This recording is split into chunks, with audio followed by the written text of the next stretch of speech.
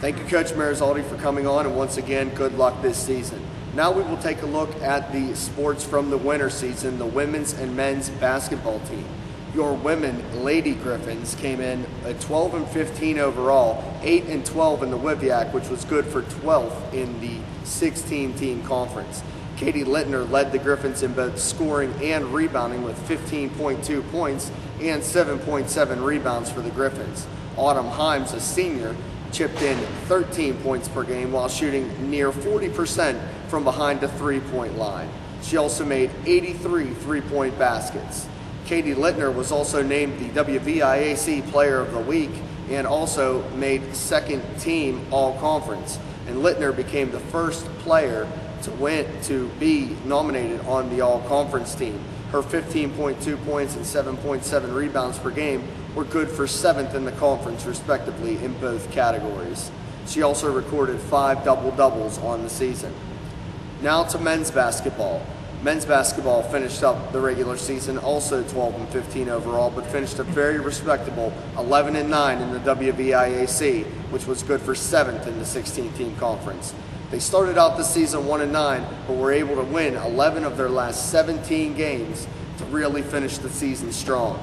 Jordan Thomas led the team with 15.5 points per game and 112 assists. He was second on the team with 50 three-point field goals and set a school record with 35 points in a 97-79 loss at West Liberty. Emmanuel Jackson came in at second on the team in scoring with 14.3 points per game and was first on the team in free throw shooting at 79% and three-point field goal percentage at 41%. In the Griffins' final 8 games, which they were 5-3, Jackson averaged 19.4 points per game and shot 27 of 50 from behind the three-point arc. Cody Boone was also instrumental in the Griffins' success and led the conference and the team with 87 block shots. He also chipped in 11.6 points and 8.7 rebounds per game. Jordan Thomas and Cody Boone were also received accolades from the WIVIAC, just like Katie Littner, as Jordan Thomas took home second team all-conference honors, while Cody Boone was named honorable mention. Thomas's 15.5 points per game were 15th best in the WIVIAC, and he was 10th in assists with a little over 4 assists per game. Now we will sit down with the senior point guard for the Griffins, Jordan Thomas. Jordan, thanks for coming on. First overall, how do you feel your season went this year?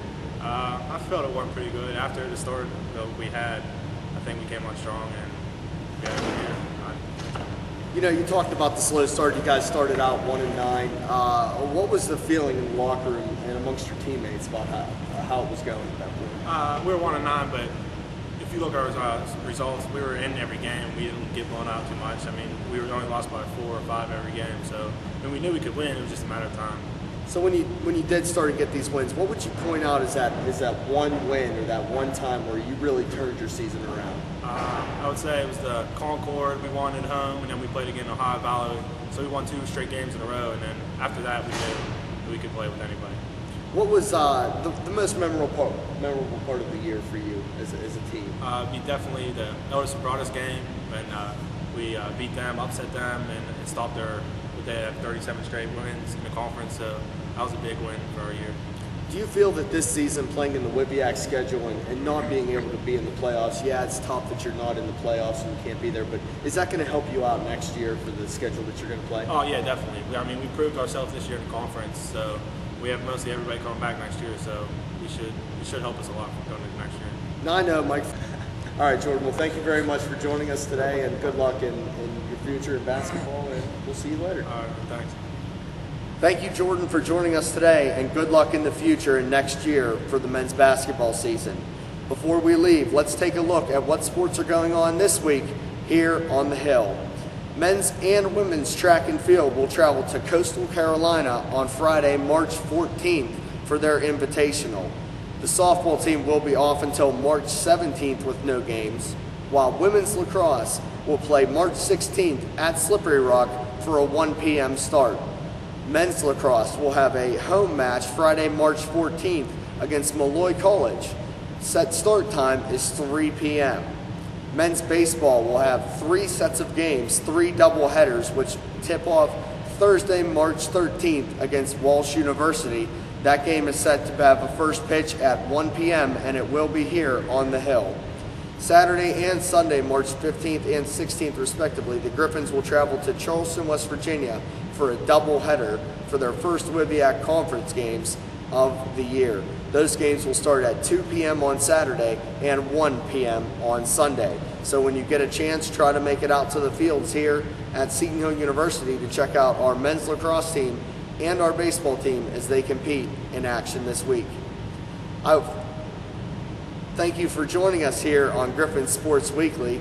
We will be back every Monday, and we will look at the teams, how they did, and take a preview of everybody.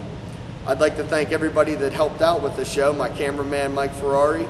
I would like to thank everyone else that helped, Jim Heenan, Molly Rob Shimko, Pete DeSantis, Becca Baker, Jason Green, and my guests Mark Marizaldi and Jordan Thomas. And once again, I will see you next week on Griffins Sports Weekly.